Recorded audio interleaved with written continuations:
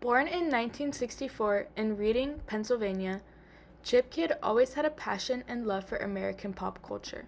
This includes magazines, art, movies, and most importantly, superhero comic books, specifically Batman comic books, which ultimately led him to becoming a well-known and established graphic designer, most known for his book designs.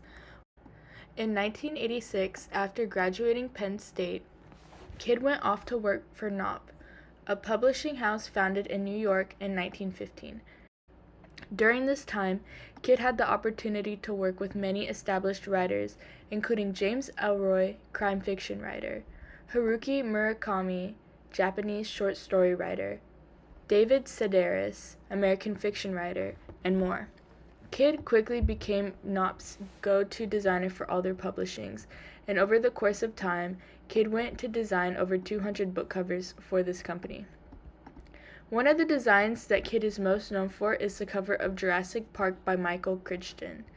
It was only recently after he started working for Knopf was when Crichton proposed this commission to Kidd. The design was made by taking a photocopy of an image found in a history book and then tracing it out.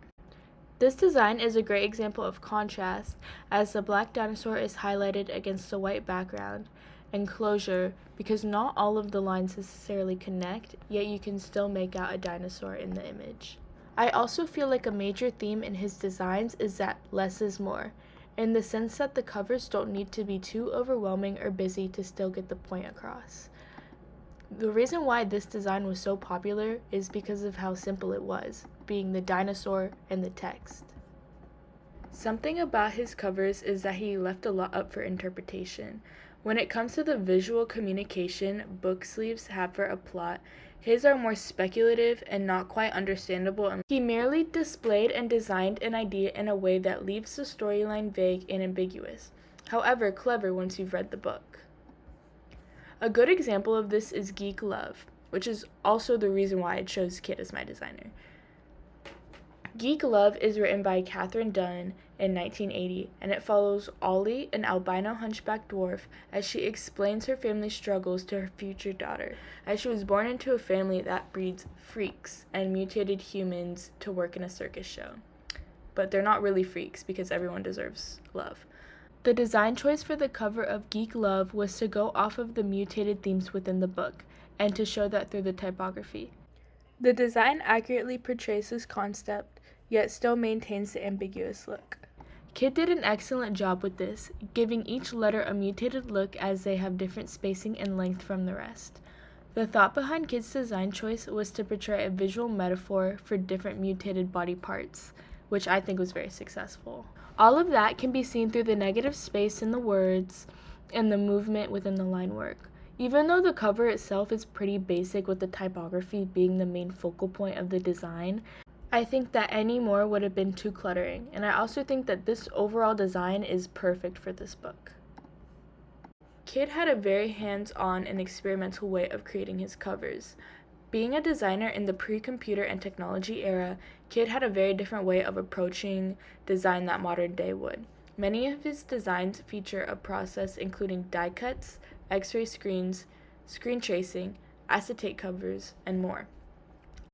Kidd has stated that the way that he creates his designs is by first reading at least a third of the book and coming up with a vague interpretation of the storyline. A lot of his covers incorporate isolating photography, including The Abomination by Paul Golding, The New Testament by Richard Lattimore, and IQ-84 by Haruki Murakami. IQ-84 also features a transparent layer feature, which I find very interesting. And with the transparent background also brings a lot of unity within the design. Another Haruki Murakami design that stood out to me specifically was the design for After Dark. The use of closure and unity in this design helps create a scene that seems to be cut up, which accurately fits the book as it depicts different lives all in one night in Tokyo being woven together unknowingly. The sporadic colors that are featured gives almost a hypnotic effect that leaves you almost in trance.